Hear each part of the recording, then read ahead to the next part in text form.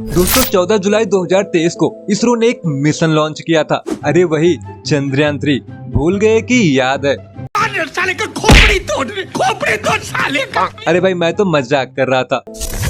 इसरो ने चंद्रयान-3 लॉन्च करके एक बार फिर उन देशों को चप्पल से मारा है जो हमारे चंद्रयान-2 के फेल हो जाने पर हमारा मजाक उड़ाया करते थे, और खासकर ये चचा जो उस टाइम पाकिस्तान की साइंस और टेक्नोलॉजी के मिनिस्टर थे। खैर जाने दो, बराबरी करने की औकात तो है नहीं, बस हमसे जलते ज्यादा है। ये बड़ी अच्छी बात कही आप।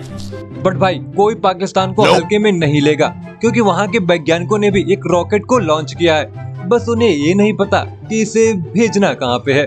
अब आप इनके रॉकेट को भी देख ही लो। Okay. 9, 8, 7. No.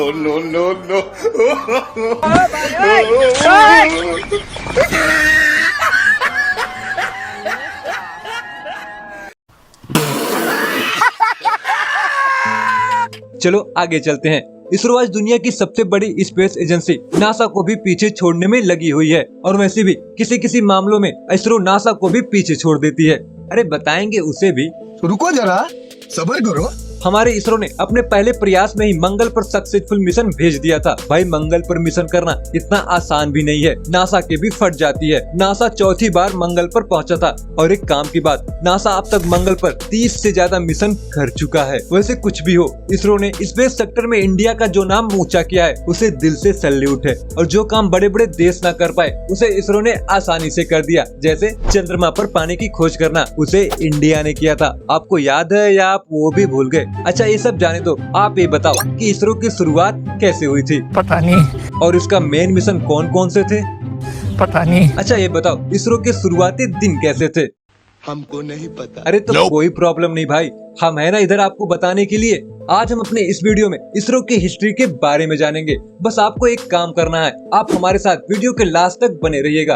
तो चलिए अब बिना किसी बकवास के अपनी जर्नी को स्टार्ट करते हैं। Indian Space Research Organization (ISRO) made it possible through its extraordinary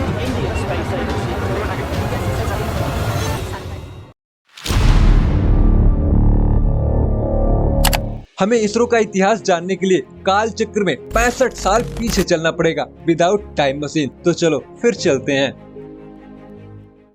वैसे इसरो की नींव 1962 में ही हमारे तत्कालीन प्रधानमंत्री पंडित जवाहरलाल नेहरू जी की अध्यक्षता में डाल दी गई थी, लेकिन इसकी स्थापना 15 अगस्त 1969 ईस्वी में डॉक्टर विक्रम साराभाई जी के नेतृत्व में हुई।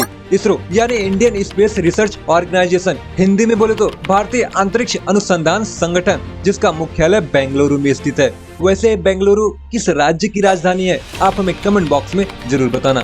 इसरो की शुरुआत केरल के एक छोटे से गांव थुम्बा से हुई। अब सोचने की बात तो है कि थुम्बा से ही इसरो की शुरुआत क्यों हुई। आप मत सोचो, मैं ही बताता हूँ। भाई विक्रम साराभाई ने थुम्बा को इसलिए चुना था क्योंकि यह धरती के चुंबकीय भूमध्य रेखा के सबसे करीब है। अबे चुंबकीय भूमध्य रेखा क्या होता है मुझे नहीं पता, क्योंकि मेरी जियोग्राफी थोड़ी सी कमजोर है।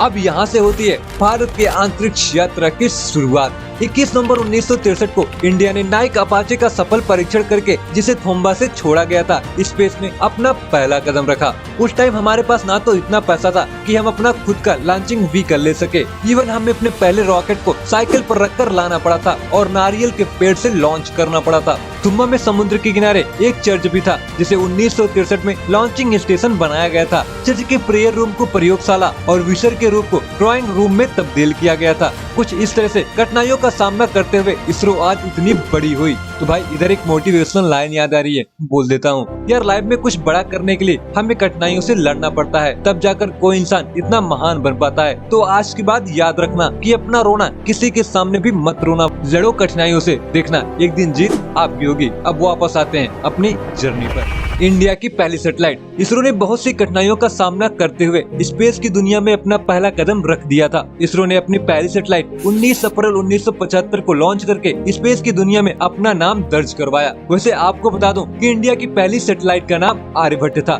जिसका नाम श्रीमती इंदिरा गांधी जी ने भारत के महान गणितज्ञ आर्यभट्ट के नाम पर रखा था, जिसका कुल वेट 360 किलोग्राम था। अच्छा अब आप गेस करो कि इसे कहां से लॉन्च किया गया था। हम श्रीहरिकोटा से, तो आप सही नहीं हो। काम की बात तो यह है कि सैटेलाइट को सोवियत संघ के कॉस्मोस 3M रॉकेट से रूस में ही वहाँ के कास्पुतनिक यार लॉन्चिंग पैड से लॉन्च किया गया था। सिर्फ सैटेलाइट ही हमारी थी और सब रूस का था। बट कोई नहीं भाई, टाइम सबका आता है। SLV-3 का सफल परीक्षण। तो फाइनली दोस्तों वो दिन भी आ गया जिस दिन का सबको बेसब्री से इंतजार था। सबको तो वैसे नहीं कह सकते, बट हाँ, इस दिन का इसरो को बड़ी बेसब्री से इंतजार था। इस दिन यानी 18 जुलाई 1980 को डॉक्टर APJ अब्दुल कलाम जी के नेतृत्व में श्रीहरिकोटा से SLV-3 यानी सैटेलाइट लॉन्च व्हीकल, हिंदी में बोले तो उपग्रह प्रक्षेपण यान का सफल परीक्षण हुआ, जो अपने साथ रोहिणी RS-1 को स्पेस की कक्षा में ले गया। वैसे तो SLV-3 की पहली उड़ान अगस्त 1969 में ही हो गई थी, पर वे सफल नहीं हो पाई। बट हमारे इसरो के सूरवीर कभी हार मानने वालों में से नहीं थे। उनकी कड़ी मेहनत और अथक प्रयास से ही वे 1980 में सफल हुए। SLV-3 की सफलता के साथ भारत अब उन देशों में शामिल हो गया जो अपने सैटेलाइट को खुद स्पेस पे भेज सकते थे। इससे पहले हमको अमेरिका और रूस जैसे देशों की मदद लेनी पड़ती थी, बट अब इसरो अपने पैरों पर खड़ा हो चुका था। धीरे धीरे SLV-3 के बहुत से अपग्रेडेड वर्जन लॉन्च होते गए, जैसे SLV-3, PSLV, ASLV, GSLV और GSLV-3। अब आपके लिए एक क्वेश्चन, चंद्रयान 3 में किस प्रक्षेपण यानी लॉन्चिंग व्हीकल का यूज हुआ है? आप हमें कमेंट बॉक्स में जरूर बताना। चंद्रयान 1। इसरो धरती और स्पेस से निकलकर चंद्रमा की सतह पर जाना चाहता था, जिसके लिए इसरो को भारत सरकार ने मून मिशन के लिए नवंबर 2005 में अनुमति दी। फाइनली जिसके बाद हमारे वैज्ञानिकों ने अथक परिश्रम करके 5 साल बाद यानी 22 अक्टूबर 2008 को चंद्रयान 1 को PSLV-C11 का यूज करके श्रीहरिकोटा से लॉन्च किया। चंद्रयान 1 का टोटल वेट 380 किलोग्राम था, जिसमें high resolution remote sensing device लगे थे, जिसके जरिए मून के एटमॉस्फेयर और उसकी सतह के बारीकी से जांच की गई। चंद्रयान 1 के थ्रू ही पूरी दुनिया ने ये जाना था कि मून पर पानी है। मून पर पानी की खोज करके इसरो ने पूरी दुनिया को हिला डाला। इस स्पेस प्रोग्राम को 2 सालों के लिए छोड़ा गया था, बट सडनली अगस्त 2009 में इसका हमारे वैज्ञानिकों से संपर्क टूट गया और यह मिशन यहीं पर बंद हो गया। पर तब तक इसने बहुत सी इम्पोर्टेंट जानकारी और मून की 70,000 फोटो भेज दी थी। चंद्रयान 1 सच में इसरो के लिए नहीं बल्कि पूरे भारतीयों के लिए गौरव की बात थी। मिशन मंगलयान। इसरो अब स्पेस और मून तक ही नहीं रुका, उसने अब हमारे सौर मंडल के और ग्रहों पर अपने यान को भेजने की तैयारी शुरू कर दी। अब इसरो दिन प्रतिदिन नए से नए रिकॉर्ड बनाता रहा। इसके बाद एक दिन फिर ऐसा आया जिसने इतिहास के पन्नों में भारत को अग्रिम देश बना दिया। वो दिन था 5 नवंबर 2013। इस दिन इसरो ने अपने मिशन मंगलयान को मंगल की तरफ रवाना किया था। इसरो बेहद सस्ता मिशन लॉन्च करने में पूरी दुनिया में सबसे आगे है। मंगलयान को सिर्फ 450 करोड़ में बनाया गया था। इससे ज्यादा पैसे तो आदिपुरुष मूवी को बनाने में लगे थे, लेकिन भाई मानना पड़ेगा, जो काम नासा नहीं कर पाई उसे इसरो ने अपने पहले ही प्रयास में कर दिया। इसरो मंगल पर मिशन भेजने में सक्सेसफुल रहा। जिस दिन इसरो अपने मिशन मंगलयान में सफल हुआ, सच में वह दिन भारत के लिए बहुत खुशियों का दिन था। इसरो को पूरी दुनिया ने बधाई दी। अब भारत भी बड़े से बड़े मिशन को आसानी से स्पेस में भेज सकता था। इसरो ने अपने काबिलियत के दम पर 15 फरवरी 2017 को एक और वर्ल्ड रिकॉर्ड कायम किया। इसरो ने स्पेस में एक साथ 104 सैटेलाइटों को भेजकर वर्ल्ड रिकॉर्ड बनाया। ये सैटेलाइटें America, Israel, Holland, UAE, Switzerland और कजाकिस्तान की थी। इसरो को सस्ता मिशन लॉन्च करने के लिए भी जाना जाता है। कुछ इस तरह से इसरो ने अपने अगले बड़े मिशन यानी चंद्रयान 2 को 22 जुलाई 2019 को श्रीहरिकोटा से लॉन्च किया। चंद्रयान 2 अपने 47 दिनों का सफर पूरा करके चंद्रमा पर पहुंचा, पर दुर्भाग्य से अंतिम समय में हमारा संपर्क विक्रम लैंडर से टूट गया और हम इस मिशन में पूरी तरह से सफल नहीं हो पाए।